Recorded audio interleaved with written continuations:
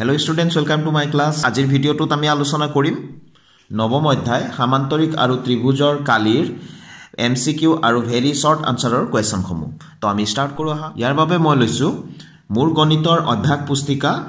অসম মাধ্যমিক শিক্ষা সংসদৰ দ্বাৰা সংকলিত অৰ্থাৎ সেবাৰ দ্বাৰা সংকলিত। ভিডিওটো তোমালোকে স্কিপ নকৰাকৈ সম্পূৰ্ণকৈ চাবা যাতে তোমালোকৰ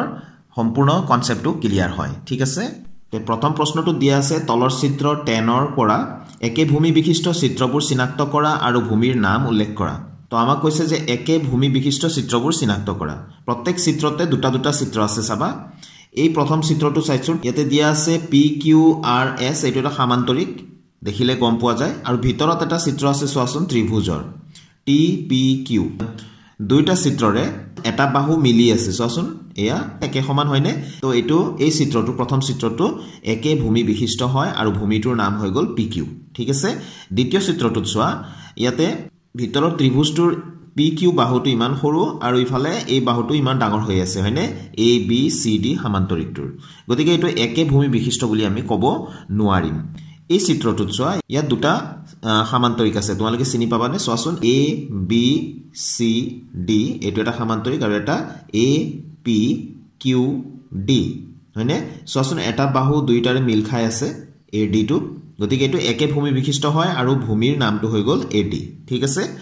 ইয়াত চোৱা ABCD ভিতৰত এটা সামান্তৰিক আছে PQRS বাহিৰত এইটো এটা ডাঙৰ সামান্তৰিক আছে। দুইটা একে ভূমি বিশিষ্ট বুলি ক'ব নোৱাৰিম কিয়নো বাহুৰ মিল নাই। তো উত্তৰ কেটা মই লিখি দিছো লিখি লবা। ঠিক আছে? তো নিশ্চয় তোমালোকে বুজি পাইছা যে একে ভূমি বিশিষ্ট বুলি আমি কেতিয়া কম দুটা চিত্ৰৰ। এতিয়া আমি কোৱেশ্চন নম্বৰ 2 লৈ আহিলো। ইয়াত দিয়া আছে তলৰ চিত্ৰ 11 ৰ পৰা একে সমান্তৰাল ৰেখাৰ মাজত থকা চিত্ৰবোৰ বাছি উলিওৱা। সমান্তৰাল ৰেখাযোৰৰ নাম লিখা। প্ৰথম চিত্ৰটোত লৈছো চোৱাচোন ইয়াত এটা ABCD সামান্তৰিক আছে আৰু এটা ত্ৰিভুজ আছে PCD। এতিয়া চোৱা ABCD যদি সামান্তৰিক হয় তেনেহলে বিপৰীত বাহুবিলাক সদায় সমান্তৰাল হ'ব। গতিকে এইটো আৰু এই বাহুটো সমান্তৰাল। এই সামান্তৰিকৰ শীৰ্ষবিন্দু A আৰু B টো যিডাল ৰেখাত আছে এই ত্ৰিভুজটোৰো শীৰ্ষবিন্দু P টো সেই একেটা ৰেখাতে আছে হয়নে? গতিকে এইটো আৰু এইটো সমান্তৰাল যদি হয় তেনেহলে আমি ক'ব পাৰিম যে এই ত্ৰিভুজটো আৰু এই সামান্তৰিকটো একেজোৰ সমান্তৰালৰ মাজত আছে। ঠিক আছে? ইয়াত কিন্তু চোৱা এই ভিতৰৰ যিটো MNRS এইটো ট্ৰেপেজিয়াম হয় চিত্ৰটো দেখিলে আমি গম পাওঁ আৰু PQRS সামান্তৰিক হয়। এতিয়া এই ট্ৰেপেজিয়ামৰ শীৰ্ষবিন্দু M আৰু N টো আৰু এই সামান্তৰিকৰ শীৰ্ষবিন্দু P আৰু Q টো একেডাল ৰেখাখণ্ডৰ ওপৰত নাই। গতিকে আমি একেজোৰ সমান্তৰালৰ মাজত নাই বুলি আমি কম। ঠিক আছে? এতিয়া এইটো চিত্ৰত চোৱাচোন PQRS এইটোতো সামান্তৰিক হল TQR এই ত্ৰিভুজটো ইয়াৰ শীৰ্ষবিন্দুটো আৰু এই সামান্তৰিকটোৰ শীৰ্ষবিন্দু PS এই তিনিটা বিন্দু একেডাল ৰেখাৰ ওপৰতে আছে। তেনেহলে আমি ক'ব পাৰিম যে PQRS সামান্তৰিকটো আৰু এই ত্ৰিভুজটো একে সমান্তৰালৰ মাজত আছে PS আৰু QR ৰ মাজত। এতিয়া এই 4 নম্বৰ চিত্ৰটো চাইছো ইয়াত চোৱা ত্ৰিভুজ ভিতৰত ত্ৰিভুজ এটা আছে আৰু বাহিৰত এটা সামান্তৰিক আছে হয়নে? ত্ৰিভুজটোৰ শীৰ্ষবিন্দু R আৰু এই ABRD ইয়াৰ শীৰ্ষবিন্দু A আৰু D টো একেটা ৰেখাখণ্ডৰ ওপৰতে আছে। গতিকে আমি এই ত্ৰিভুজটোৰ এই সামান্তৰিকটো একেজোৰ সমান্তৰালৰ মাজত আছে বুলি কম আৰু সমান্তৰাল ৰেখাযোৰ হৈ যাব AD আৰু BR। ঠিক আছে? ইয়াত চোৱা ABCD আৰু APQD আনটো সামান্তৰিক ইহঁতৰ শীৰ্ষবিন্দু চোৱাচোন BPCQ গোটেইকেইটা একেটা ৰেখাখণ্ডৰ ওপৰতে আছে নে? গতিকে আমি এই দুটা সামান্তৰিকো আমি একেজোৰ সমান্তৰালৰ মাজত আছে বুলি কম। কোনজোৰ সমান্তৰাল ৰেখা? AD আৰু BQ সমান্তৰাল ৰেখাৰ মাজত আছে। ইয়াতো চোৱা PQRS আৰু ABCD এই দুটা সামান্তৰিক একে সমান্তৰালৰ মাজত আছে বুলি আমি কম কাৰণ সিহঁতৰ শীৰ্ষবিন্দুবিলাক চোৱাচোন একে ৰেখাখণ্ডৰ ওপৰতে আছে। উত্তৰ কেটা লিখি দিছো এটাৰ উত্তৰ ইয়াত দিয়ে আছে বাকি কেটা উত্তৰ মই লিখি দিলো। এবাৰ ষ্টুডেন্টস কোৱেশ্চন তলৰ চিত্ৰ 12 ৰ পৰা একে ভূমি আৰু একে সমান্তৰাল ৰেখাৰ মাজত থকা ত্ৰিভুজ আৰু সামান্তৰিক কেইটাৰ নাম লিখা। উত্তৰ কেটা মই তলত লিখি দিছো। এয়া চোৱা এইটো চিত্ৰৰ ক্ষেত্ৰত ABGH আৰু ABCD এই দুটা সামান্তৰিক একে ভূমি AB আৰু একে সমান্তৰাল AB আৰু HC ৰ মাজত আছে হয়নে? এইটো চিত্ৰত যে ত্ৰিভুজ ABC আৰু ত্ৰিভুজ PBC ABC মানে এইটো ত্ৰিভুজ আৰু PBC মানে এইটো ত্ৰিভুজ একে ভূমি BC আৰু একে সমান্তৰাল BC আৰু এইটো AP ৰ মাজত আছে নেক্সট কোৱেশ্চনটো লৈছো ইয়াত দিয়া আছে কোৱেশ্চন নম্বৰ 4 ত সমান্তৰিক ABGH আৰু ABCD একে ভূমি আৰু একে সমান্তৰাল ৰেখাৰ ওপৰত অৱস্থিত যদি ABGH ৰ কালি অৰ্থাৎ ABGH সমান্তৰিকটোৰ কালি 10 বৰ্গমিটাৰ হয় তেন্তে ABCD ৰ কালি কিমান হ'ব তো এটা কথা মনত ৰাখিবা ষ্টুডেন্টস আমি উপপাদ্য আমি এই চ্যাপ্টাৰটোত পাওঁ একে ভূমি আৰু একে সমান্তৰালৰ মাজত থকা সমান্তৰিকবোৰৰ কালি সদায় সমান গতিকে এই দুটা সমান্তৰিক একে ভূমি আৰু একে সমান্তৰাল ৰেখাৰ ওপৰত অৱস্থিত বা মাজত অৱস্থিত বুলি কৈছে গতিকে এটাৰ যদি কালি 10 বৰ্গমিটাৰ হয় আনটোৰ কালি কিমান হ'ব 10 বৰ্গমিটাৰ ঠিক আছে বা মিটাৰ স্কয়াৰ লিখিলে হ'ব এতিয়া নেক্সট কোৱেশ্চনটো লৈছো ইয়াত কৈছে ABC আৰু DBC দুটা সৰ্বসম ত্ৰিভুজ আৰু কালি ABC অৰ্থাৎ ABC ত্ৰিভুজৰ কালি 5 বৰ্গ সেন্টিমিটাৰ হলে কালি DBC অৰ্থাৎ DBC ত্ৰিভুজৰ কালিটোৰ মান কিমান হ'ব খুদিছে আমি জানিব লাগিব যে দুটা ত্ৰিভুজ যদি সৰ্বসম হয় সিহঁতৰ কালিবিলাকো সমান হ'ব গতিকে এটা ত্ৰিভুজৰ কালি 5 বৰ্গ সেন্টিমিটাৰ দিয়া আছে আনটোৰ কিমান হ'ব 5 বৰ্গ সেন্টিমিটাৰ বা 5 সেন্টিমিটাৰ স্কয়াৰ ঠিক আছে এতিয়া আমি নেক্সট কোৱেশ্চনটো লৈছো কোৱেশ্চন নম্বৰ 6 কাখৰ চিত্ৰত ABCD ৰ কালি ABCD অৰ্থাৎ ABCD সমান্তৰিক এটা আছে তাৰ কালি সমান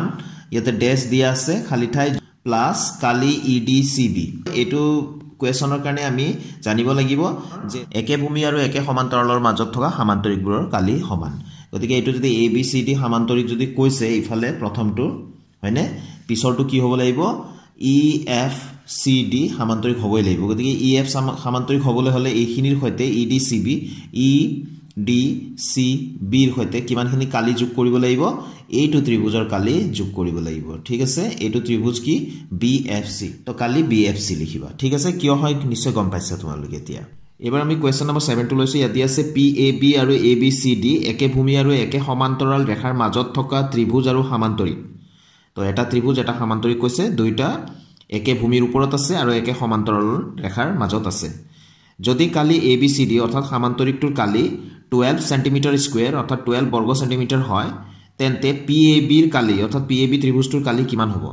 তো আমি ইয়াত মনত ৰাখিবলগীয়া কথাটো হ'ল এটা ত্ৰিভুজ আৰু এটা সমান্তৰিক যদি একে ভূমি আৰু একে সমান্তৰাল ৰেখাৰ মাজত থাকে তেন্তে ত্ৰিভুজটোৰ কালি এই সমান্তৰিকটোৰ কালিৰ সদায় আধা হ'ব যদি এটো 12 হয় তেনে হলে PAB ত্ৰিভুজৰ কালি কিমান হ'ব 6 সেন্টিমিটাৰ স্কয়াৰ তো আমি কি লিখিম 6 সেন্টিমিটাৰ স্কয়াৰ নেক্সট কোৱেশ্চনলৈ গৈছো ইয়াত আছে ABC আৰু PBC একে ভূমি আৰু একে সমান্তৰাল ৰেখাৰ মাজত অৱস্থিত দুটা ত্ৰিভুজ ABC ত্ৰিভুজৰ কালি 9 সেন্টিমিটাৰ স্কয়াৰ হলে PBC ত্ৰিভুজৰ কালি কিমান হ'ব তো আকৌ আমি মনত ৰাখিবলগীয়া কথাটো হ'ল ইয়াত যে দুটা ত্ৰিভুজ যদি একে ভূমি আৰু একে সমান্তৰাল ৰেখাৰ মাজত থাকে তেনে হলে ত্ৰিভুজ দুটাৰ কালি কিন্তু আকৌ সমান হ'ব ঠিক আছে তো ABC ত্ৰিভুজৰ কালি 9 সেন্টিমিটাৰ স্কয়াৰ দিয়া আছে তো PBC ত্ৰিভুজৰ কালি কিমান হ'ব একে সমান হ'ব বুলি কলো যেতিয়া 9 সেন্টিমিটাৰ স্কয়াৰই হ'ব এতিয়া প্ৰশ্ন খুদিছে তলৰ সমান্তৰিকটোৰ কালি কিমান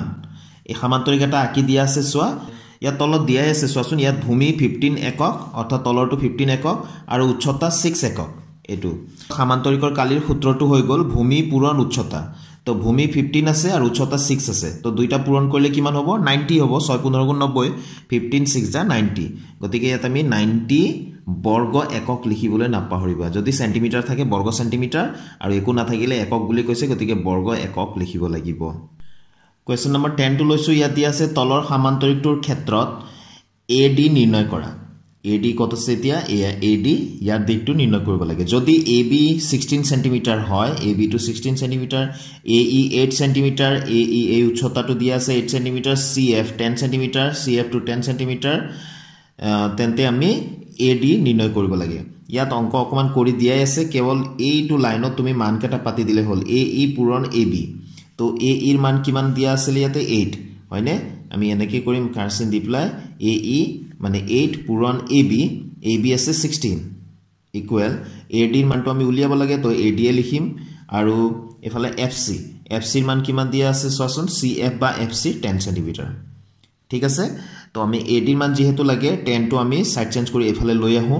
হয়নে অৰ্থাৎ AD ইকুৱেল 8 into 16 by 10 টো আমি সাইড চেঞ্জ কৰি লৈ গৈছো গতিকে পূৰণ আছে যেহেতু হৰত যাব পূৰণ কৰি দিও আমি পাও 128 by 10 128ক যদি 10 এৰে আমি হৰণ কৰো আমি কিমান পাম 12.8 তো আমি ইয়াত আনসাৰটো লিখি দিম 12.8 গুটেকেটা যেহেতু সেন্টিমিটাৰত আছিল আমি ইয়াত cm লিখি দিম সেন্টিমিটাৰ এতিয়া কেইটামান প্ৰশ্ন দি আছে আমি ফটাফট লও একে ভূমি আৰু একে সমান্তৰাল ৰেখাৰ মাজত থকা সমান্তৰিকৰ কালি একে ভূমি আৰু একে সমান্তৰাল ৰেখাৰ মাজত যদি কেবাটাও সমান্তৰিক থাকে গুটেকেটা সমান্তৰিকৰ কালি সদায় সমান হ'ব তো ইয়াতে আমি আনসাৰ লিখিম সমান ঠিক আছে একে ভূমি আৰু সমান্তৰাল ৰেখাৰ মাজত থকা সমান্তৰিকৰ কালি ত্ৰিভুজৰ কালিৰ দুগুণ মই কৈছিলো নে সমান্তৰিকৰ কালিটো ত্ৰিভুজৰ কালিৰ দুগুণ হ'ব ত্ৰিভুজৰ কালিটো যদি খুদে সমান্তৰিকটোৰ কালিৰ আধা হ'ব ঠিক আছে তো এটো আমি দুগুণ বুলি লিখিলো একে ভূমি আৰু একে সমান্তৰাল ৰেখাৰ মাজত থকা দুটা ত্ৰিভুজৰ কালি দুইটা যেহেতু ত্ৰিভুজ সদায় সমান হ'ব তো সমান বুলি লিখিলো ABC ত্ৰিভুজৰ AD এডাল মধ্যমা গতিকে কালি ABD আকৌ ত্ৰিভুজৰ মধ্যমা এডালে ত্ৰিভুজটোক দুটা সমান কালিৰ ত্ৰিভুজত ভাগ কৰে ত্ৰিভুজটো মই তাকি দেখাই দি আছো চাবা এটো ABC যদি হয় মধ্যমাডাল এনেকে টানিম এটো D হয় তো ইয়াতে ABD বুলি কৈছে কালি ABD তেনেহলে কালি কি হৈ যাব ইফালে ACD এটো ত্ৰিভুজ তো ইয়াত লিখি দিম কালি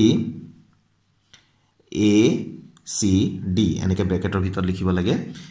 এটা ত্ৰিভুজৰ ভূমি 10 সেন্টিমিটাৰ উচ্চতা 20 সেন্টিমিটাৰ হলে ত্ৰিভুজটোৰ কালি কিমান হ'ব তো ত্ৰিভুজৰ কালিটো তো আমি জানোৱে হাফ পূৰণ ভূমি পূৰণ উচ্চতা হয়নে হাফ পূৰণ ভূমি দিয়া আছে 10